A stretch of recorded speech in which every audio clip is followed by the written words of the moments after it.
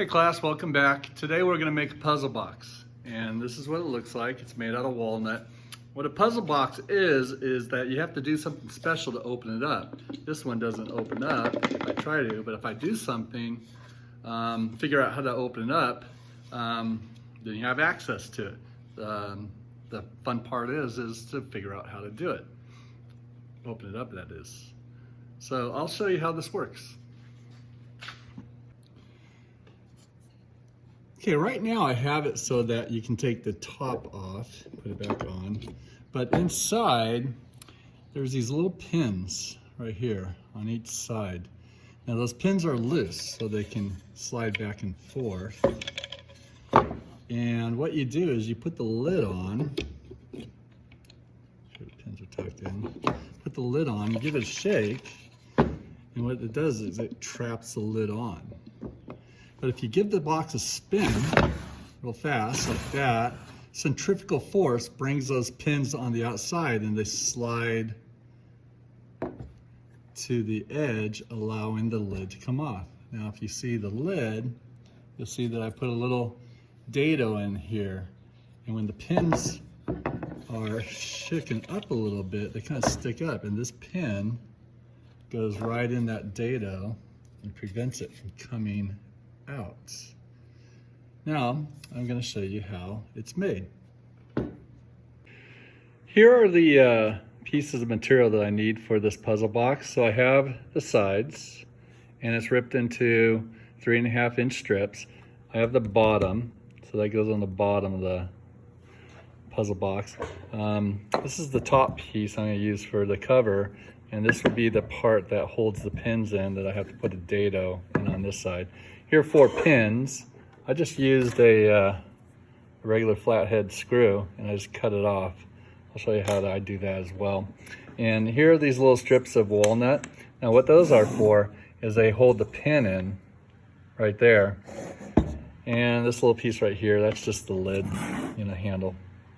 So there are the pieces that we need for this puzzle box.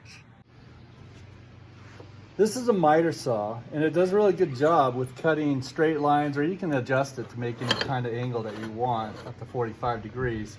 But I need to have it at 90 degrees. And this red line right here, I'm going to use that as an indicator, and that's going to be the length of my sides on my box. So I'm just going to go right up to the edge of that red line and then cut off 4 pieces.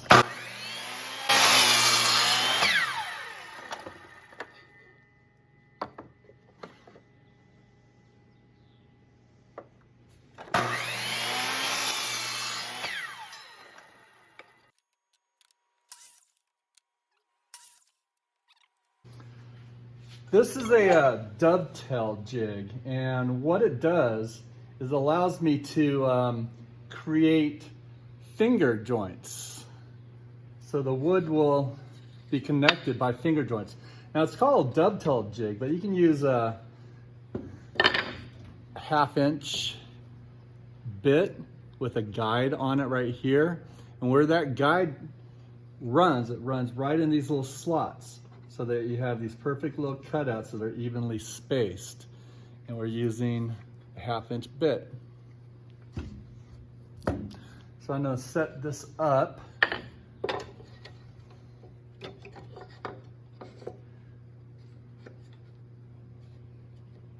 This piece slides right in there. And you do 2 pieces at once. This one gets pushed up to the top, clamp it down so it's firm. This one goes right up against it. And there's a guide on both sides so that it's placed correctly. Make sure, and I'll stick this piece of wood back here so it braces better. And now it's locked in place. Now what I'm going to do is I'm going to take the router and just router out these pieces. And it gets pretty loud and pretty sawdusty too. So let me put on some ear protection.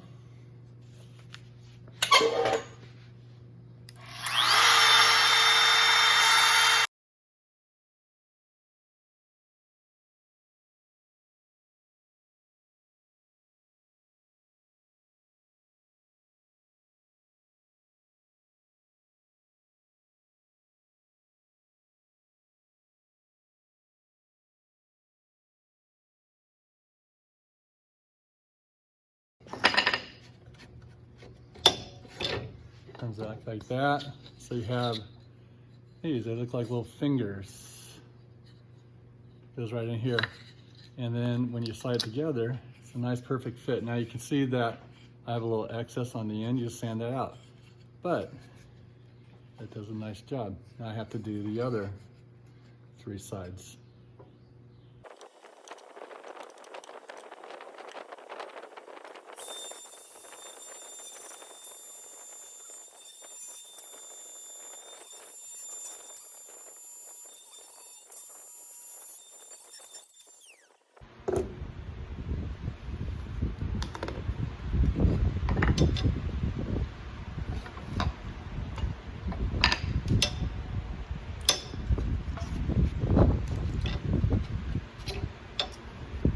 There you go.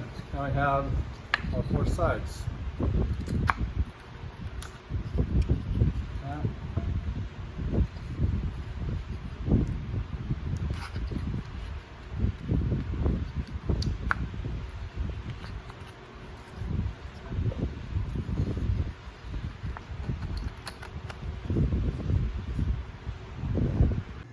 Okay, what I want to do now is I want to create a channel in this side of the box, and what that will do is that will hold this bottom plate in, just like in the original, where it gets tucked inside of here. And I'm going to use the table saw for this. So what I'm going to do is I'm just going to rip it about like 1/4 inch deep and make it so that it's as wide as this piece of wood, maybe a little wider so it doesn't get stuck.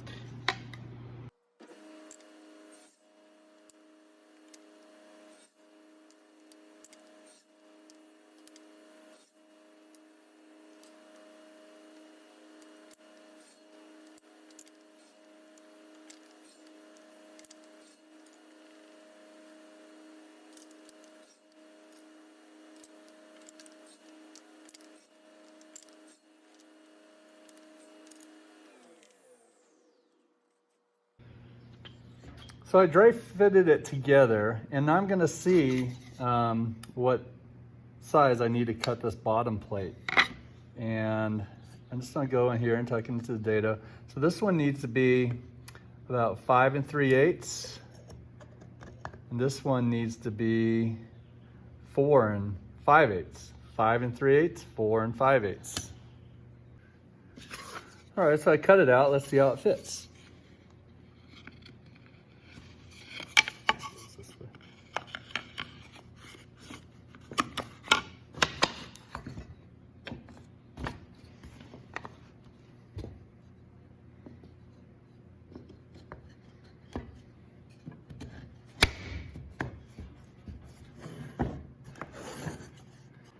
Okay, the next thing I'm gonna do is I'm gonna drill a hole in this piece right here, right in the middle, that has a diameter that's just a little bigger than this pin, so the pin can easily slide in and out without getting caught. So it's gonna be right in the center on all 4 of these.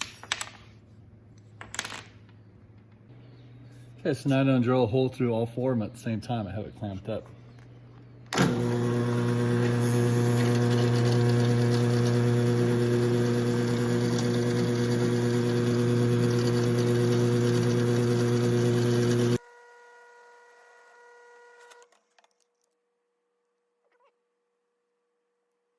Okay, so these pins that I said, I just made them out of this screw.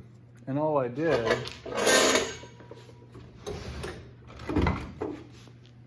so I just took a bolt cutter, the bolt cutter, cut it off, and you have a pin. And then I just sanded that down so it's nice and smooth. And I needed 4 of them. All right, so what I want to do is I want to space these thin pieces out so they're right in the middle on the top. And I'm going to do 4 of them, and just get them all on the top. And once I have them spaced out, it's not critical, but I'm going to kind of eyeball it and put it right in the middle and have it even with the edge on top. I'm just going to take a pencil. Now label it 1 and 1, and then I'm going to draw a little circle, mark it with an awl, move on to the next one. 2, 2, get it right in the middle.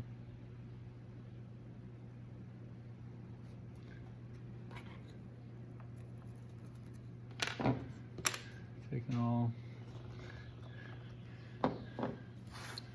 All right, so I'll do that with the others. And then I'm gonna drill a 5/16 hole in there, about a 1/4 inch deep, maybe 3/8 of an inch deep, so this can rest inside of it.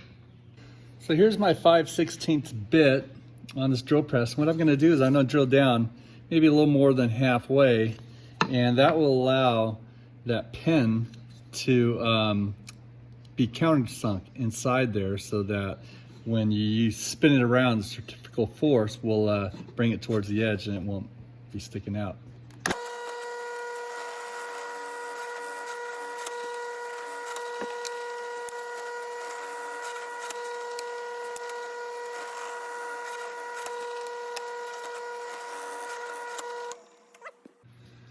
So this is where the puzzle really starts coming together. With these holes, I want to make sure they're really clean so the pins slide freely, because if they get stuck, then it won't work. So what you're going to do is just basically insert the pin in there, have it so that it sticks out, and then you're going to glue it in place. Now you want to make sure that when you glue it, the pin will slide out evenly. You know, so I have to, you can kind of hear it, but there you go. So now I'm just going to glue it in place. Just very carefully.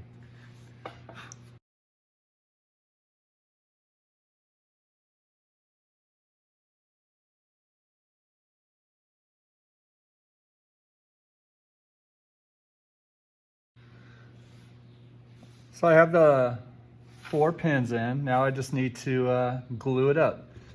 And I'll glue 3 sides together and then slide this in and glue the 4th side. I use Titebond 3 glue. It's the best glue that I have in the shop. Now I use a paintbrush, get in all these little finger joints. It's kind of difficult to get in there. Works good.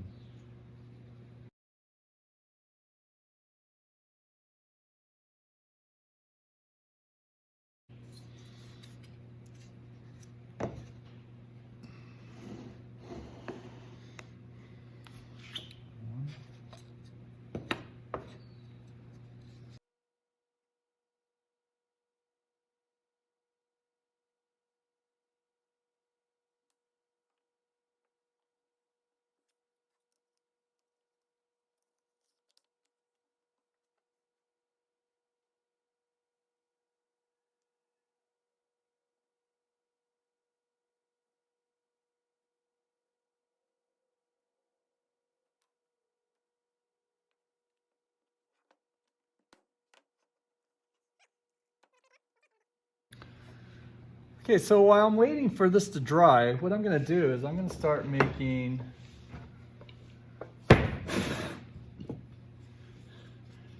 this locking part of the lid. Now what I'm going to do is I'm going to measure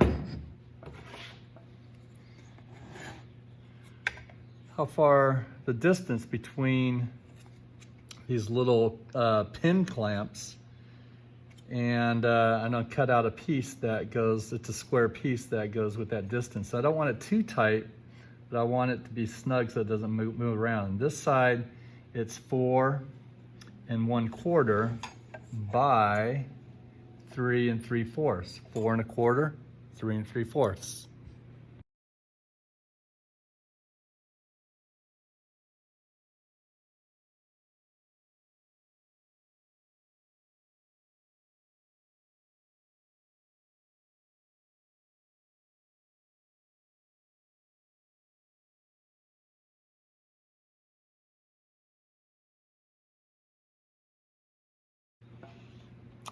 So while this is drying, I want to create the lid. I have that dado part, the inside, and that goes on the inside, so that fits pretty good.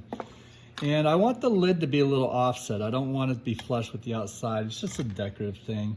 So what I'm gonna do is measure it. So it's about 1/4 inch from the edge. So this is gonna be about 5 1/4 by 5 1/2. No, 5 3/4. 5 1/4 by 5 3/4. Write that on here. 5 1/4 by 5 3/4. Okay, I'll go cut this out.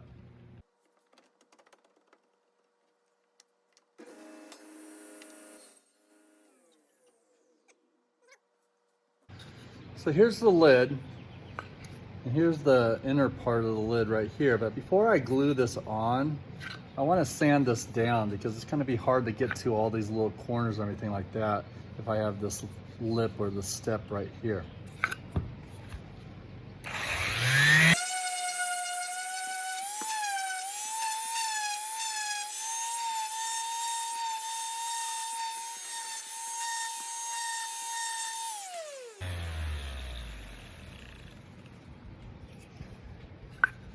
Okay, now I'm ready to center this, be very accurate about it, and it just gets glued on like that. And I can do a lot of sanding as well.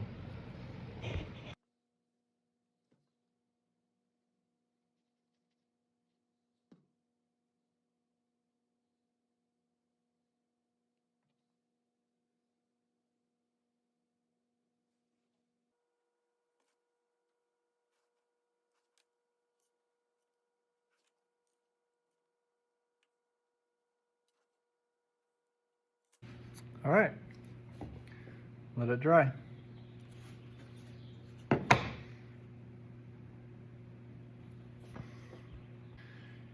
Okay, while that's drying, I'm gonna work on the knob for the lid so that I can have something to open it up. Also like this because you can spin it, like spinning a cord or something like that to get those pins to go out.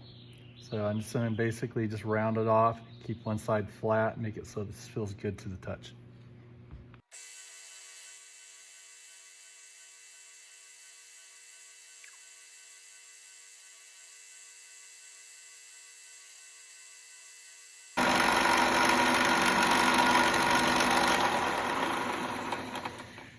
Okay, all the corners are all soft, everything like that feels good.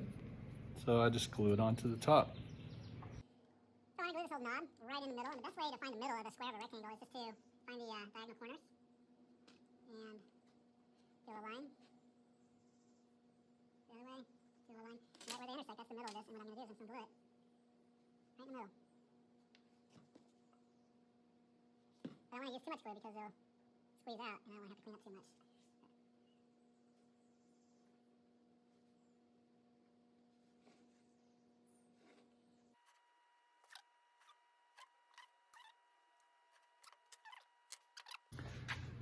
So this is dried enough so that it's not going to move around on me. And with the little fingers, I made them a little longer than they needed to be, but that's okay because you just sand those down and do it on both sides and it'll be just nice and flush. So I'm going to use the disc sander for that. Now the thing with the disc sander though, I want to stay on the left-hand side.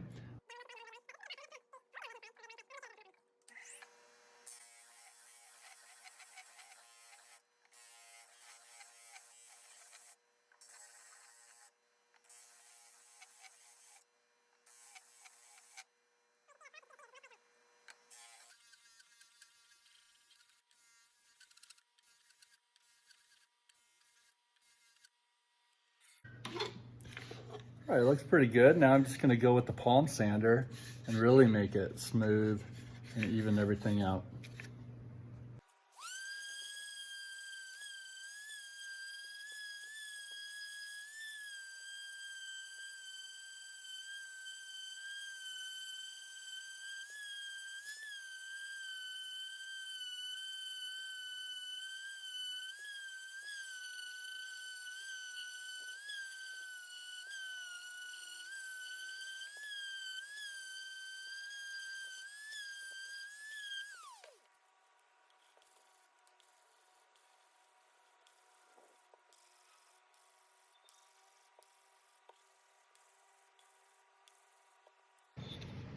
Okay, now I understand some of the lid.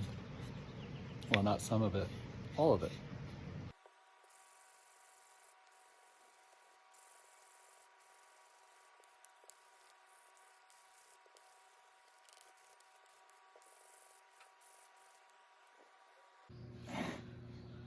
Well, let's see if it works. All right, here's the lid. Make sure that these pins are pushed in.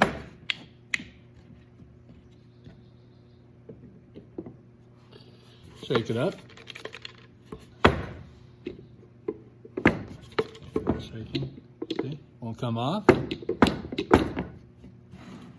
it a spin. There you go. Let's do that again.